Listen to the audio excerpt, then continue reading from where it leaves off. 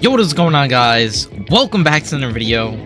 So a couple days ago, I was on chess.com and I was like I was thinking I was like, yo, what if I play Blitz? Oh, wait, hear me out. So like, obviously, as an 1000 rated player on Rapid, you know, those longer times, like, you're gonna, like, when you're starting out, you know, when you're low rated still, you're gonna want to play long games, because, like, obviously, you know, you start calculating better, counting better, you see tactics a lot, you could see tactics a lot more, it's just a lot slower, so you take it at your own pace, you know, you just look at everything, you know, board vision is a thing too, and just, like, you could focus a lot more in that aspect, and also like analyzing your games too, like it's in real time, like you see your thinking. But with Blitz, I feel like if you just want to like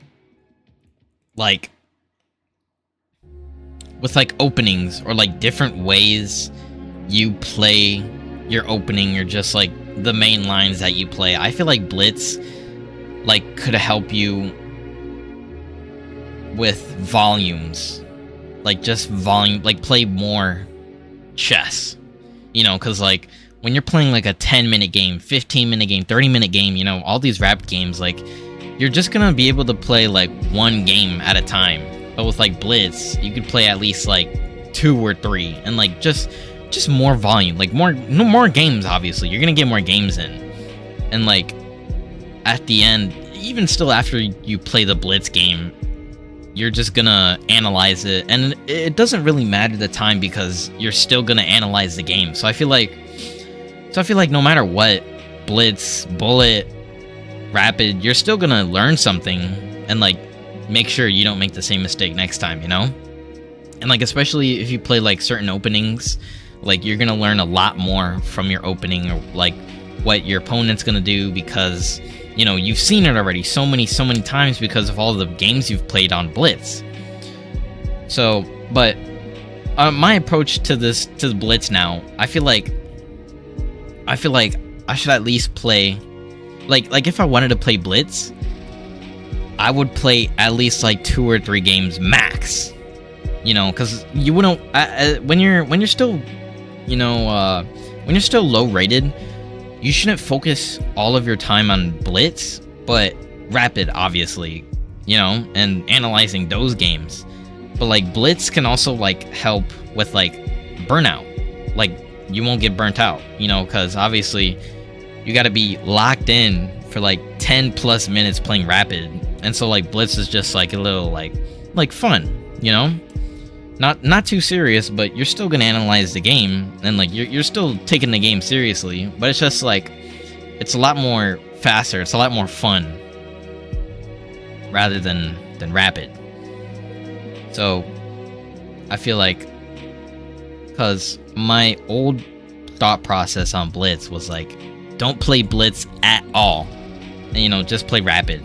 But if you find a way for Blitz to help you, you know, play the game more, especially like if you just play Rapid, you're gonna get bored of it one day. Like the other day, like the last Rapid game I played was like the 25th, and it's the 1st of July right now, and so I haven't played Rapid in like a week. And playing Blitz like you know, made me like feel a lot better, you know, not getting burnt out of the game so fast, and just like, yeah. So here I got a game here. This is actually my first Blitz game I played. I was at 855 rating against a 1038, and I played another game after this night. I won, so I'm like 967 rating, I believe. But here we got Alex Jeff 31. So let's get right into it, shall? So play e4. You know, the Italian. Or try to do the Italian, because, you know, that's my opening right now. So he plays d5. So I'm already not liking this because the Scandinavian, and I've played against this opening before, and I lost to it, and like I think it was like one of the first games I've played on like on the channel. I think there might be a video like that, but I just gotta see like more lines on it, cause it's like not very conventional, cause like, you know, after takes here, like it's just not the same as, well, I guess it's kind of the same as the Italian if you still play this, but you're just not gonna have the e-pawn there. But, you know, I take, plays knight f6, I play knight c3, so that just makes it even when I had a 0.6 eval. So I play knight c3. Okay, yeah, I have show best moves on, so knight takes d5, you know, I take back, he takes back with his queen. I play knight f3 and bishop g4, you know, targeting structure here. Or, not structure, just... Well, yeah, because if I just... yeah, I guess so. But apparently, well, that wasn't the best move there. But I played d3 after he plays bishop g4, because I think what I was trying to do is I was trying to like develop this bishop here on one of these squares, and then eventually like castling somewhere or castling queenside. But I should have played bishop f2, you know, to get rid of this pin here. Because after here, his best move is knight c6, and then I think I just played d4, and I play h3. So then he pretty much has to go back, because if he takes, I just take back. And then now I have tempo on the queen. So I play d3. Not the best move, but it's a good move. Knight c6. e2. Okay, so now I play e2, ready to castle.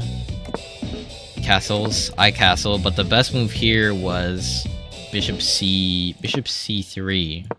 So the idea here is, you know, if he plays like best move f5, I think I'm just like developing the bishop like as soon as I can, you know, and also maybe this pawn in the future if he moves his knight somewhere. So castles, I castle, plays h5, and I play c4, you know, attempting to get this queen. Or move the queen a bit, but his best move was back to d7, but he moves to d6. b4. When I try to go here, I try to go for this knight somewhere, or at least move this knight somewhere or away. So he takes, and I go here, but the best move here was d4. Now, when I go d4, his best move is e5. So now my best move is to take on e5. Now he takes on d4, best move there. Now my best move is takes f7, forking both of these. So takes,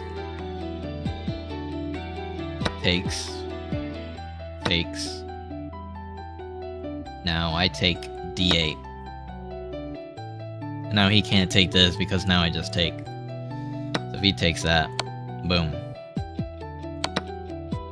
But that's going a little too far, I would say. So we're gonna go back here. Knight takes b4. I go here, kind of pin the knight to this queen here. He goes e6, best move, and you know, ready to get this bishop on the diagonal here. So he goes queen b6. Wait, what did I move? Alright, so I move my rook over, you know, trying to get this knight. And so he blunders by going queen b6. And I'll show you guys how he blundered in a second. But I played h3, and so, you know, trying to kick this bishop out now. But I should have played bishop takes b4, because when he takes with the bishop, now I go a3, and so he can't move his bishop anywhere because I just win his queen instantly. So, you know, any of these moves are just absolutely terrible.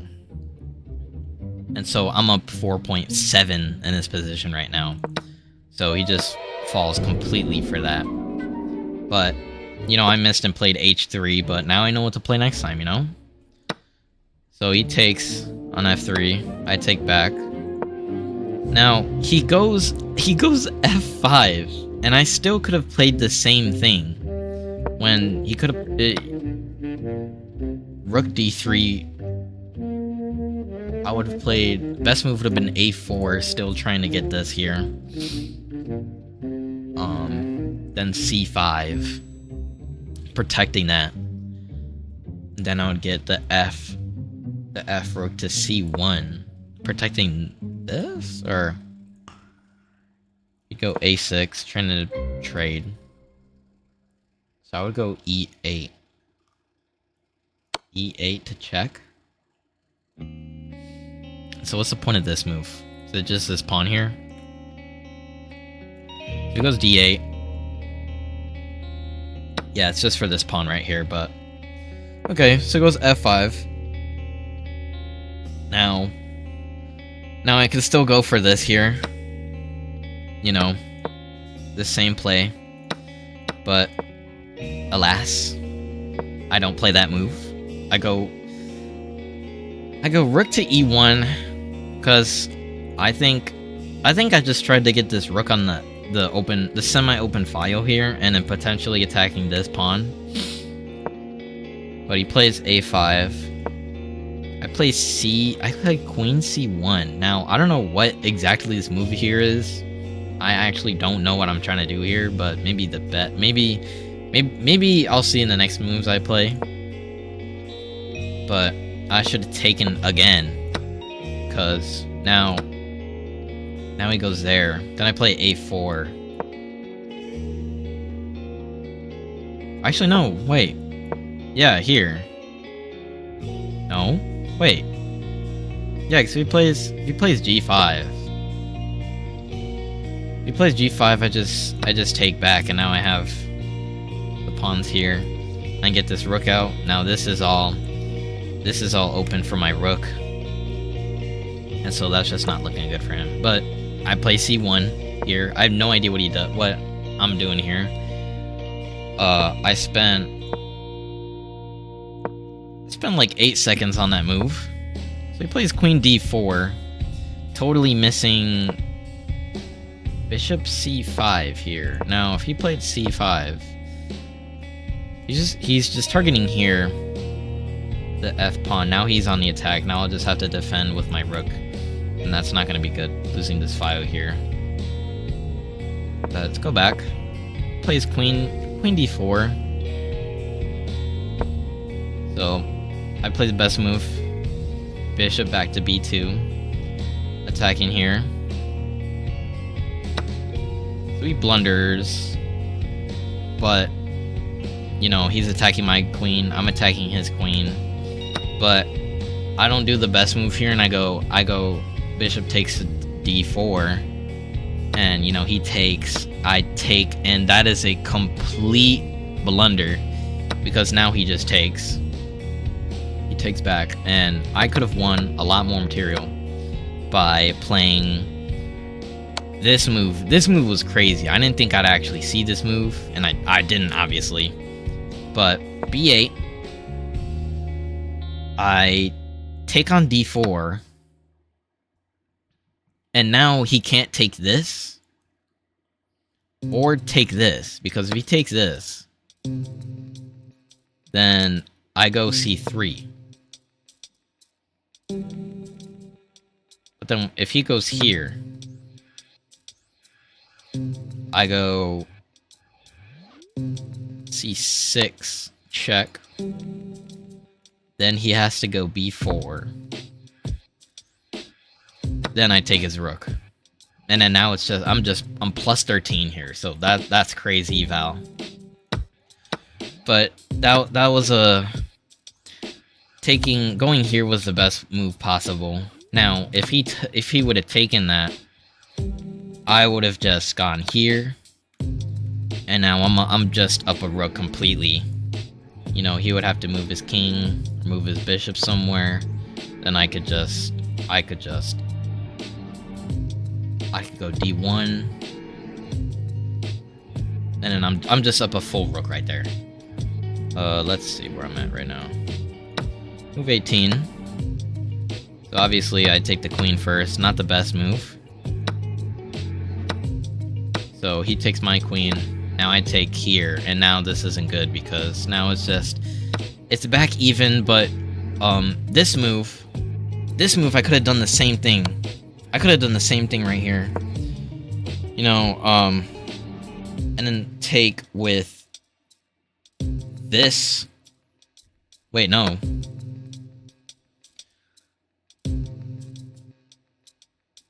I go d5? Oh yeah, cause now this checks him, so now he has to go here. Or no, because if he goes here,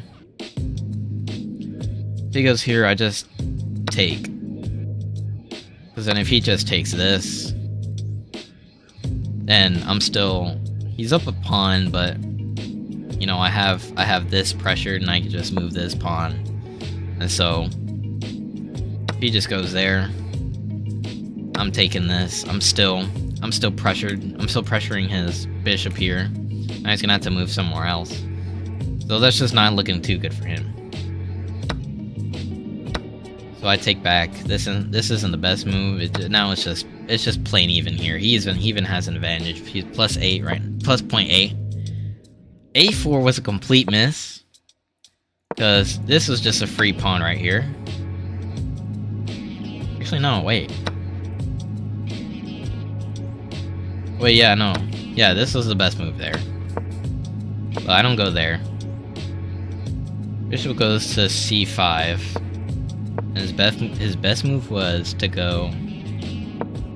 Let's go h6 to protect this pawn here. And then he's probably gonna move it somewhere. So, plays bishop c5. I take the pawn. I finally see it. He goes rook h8, or rook d8. Now, I go here to, you know, target this and here. But I could have just straight up just taken on h5 here. So then he just blunders his bishop completely, and I see this immediately and go straight for it. So now I'm up 5-point-1, but I'm up 2 points. You know, he's got this little pawn chain now. Now I move my rook back. This is rook here. Best move here was to play c5, protecting this rook, and then also just, you know, these squares here, just continuously pushing.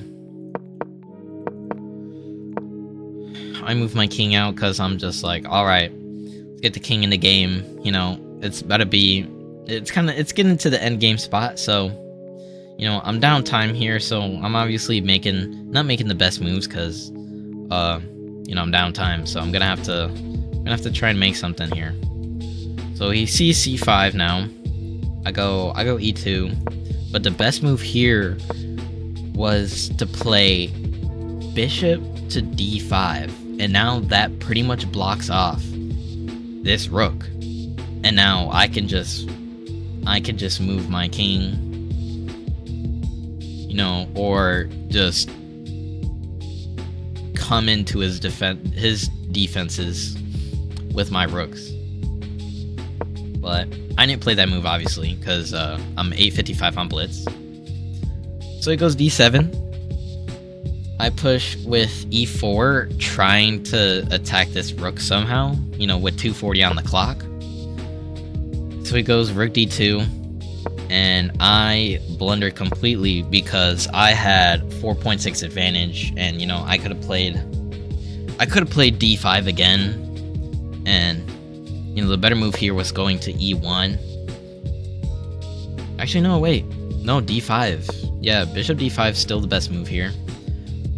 So he goes d2, but I blundered completely because, you know, now he just takes, and that's what he did in game. And I take back. Now he takes. Now this is completely losing for me because he has these pawns here, 3 versus 2, and then 3 versus 3, but the difference between my position and his position is that, one, I can't really do anything with these pawns over here.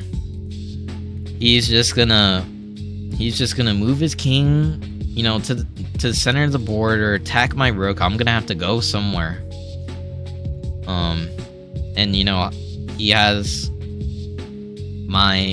his rook on, you know, the first rank, while mine's stuck in the center here in between these pawns. My pawns aren't really doing much, while his pawns are mainly still in the center, just like these, so there's nothing I'm really doing. So I try and go f4, try and, you know, if he goes something like that, I'm guessing, but I spent 5 seconds on that move. But the best move would have been to go f4 to try and infiltrate these pawns over here. So I go f4. So he goes d4, and obviously I can't take because, you know, his pawn right here. So he tries to go, you know, infiltrate here. So I'm just straight up losing, and I made another blunder. I wouldn't say this as an inaccuracy, but a blunder, because obviously with him having an advantage, when I trade pieces, or when you're low level and when you're trading pieces, if you're losing and if you trade pieces, you're gonna be losing more. So right here, he has a 3. He had a, at this point, well, he had a 4.2 advantage. But as soon as I went here, he has 6.5, and once he trades, this is a good trade for him, because now I'm taking here, and now my pawn is just completely vulnerable in the center. You know, isolated pawn. It can't do anything, and now he can make 2 passed pawns, and now it's just 3 versus 1. You know, this pawn just straight up can go anywhere he wants, because, you know, I have nothing else blocking him. And so he moves to d6. And then I'm just doing whatever, because I'm just completely lost in this position. And you know, we have the same amount of time on the clock, but we just have two completely different positions. So I take, and I'm just making it harder for myself, because, you know, I'm trading more. I'm forcing this trade on g5, on g4. So now he goes here, you know, and what else can I do? I can't go here, because I can't. It's gonna take me some time to get my king all the way over and even get to these pawns. So, you know, I force the trade. Now he pushes. Now that wasn't a great move, but he's still up 24. And I go here, and this is just completely lost, because now he just takes my pawn, but he doesn't. So he goes h3. I go here to try and get the pawn. So it's just lost, because now he's just gonna push these pawns more and more. He's just distracting me by getting my king all the way to the corner. It's mate in 51 here, but as a 1038, Alex Jeff 31, I don't think he's gonna see that mate in 51. You know, but I'm just completely lost here. He keeps pushing, so c3. You know, I just make this trade here, and it's not going great for me, because now he could still take, but obviously there's nothing I can do. I can't really waltz over and grab it. So I just go here. h5, queen f5, or queen f1, d6, moves here, pressure, now double attacking this pawn. Now I'm just moving the king over. Now at this point of the game, you know, my best bet is to try and see if he'll accidentally stalemate me. But he's 1038, and he's got a minute 50 on the clock, and a queen. And so now it's just pretty easy. So now it's just force, and that is the game. But, you know, back to the Scandinavian and the Alekhine. So this is the Alekhine's defense, the Scandinavian variation. Since I'm an Italian player, you know, and especially if he plays bishop d4, I'm gonna have to figure out how to play against an opening like this, right? And wait, hold on.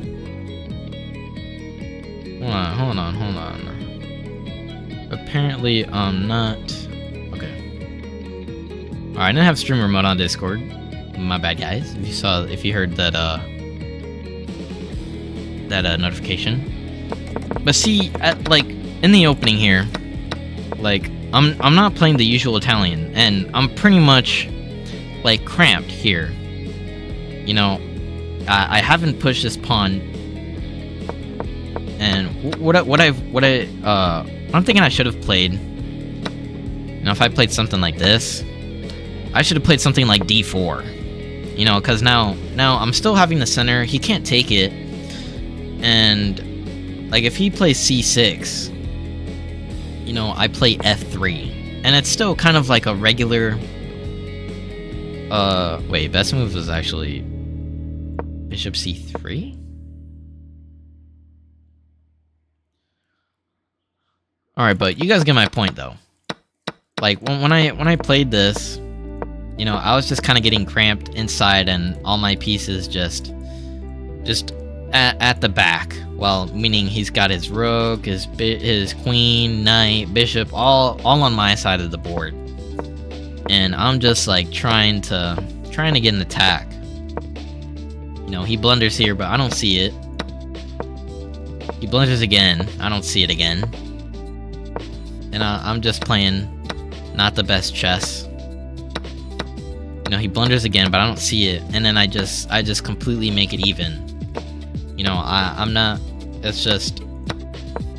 doing much to try and get myself an advantage. Although he blunders, I completely miss it with this rook endgame here, while I could have blocked this entire time with bishop d5. And then what makes this worse, I had a 4.6 advantage over black, but as soon as I traded, that immediately gave him the advantage. And that's the thing about trading when you're low level, and especially when you have an advantage. And when you trade pieces, like your advantage could instantly go away. Your attack could instantly go away. So, you know, and then I just struggle to try and get an attack, and I make another trade with the rooks, and so I just make it harder for myself to try and win the game.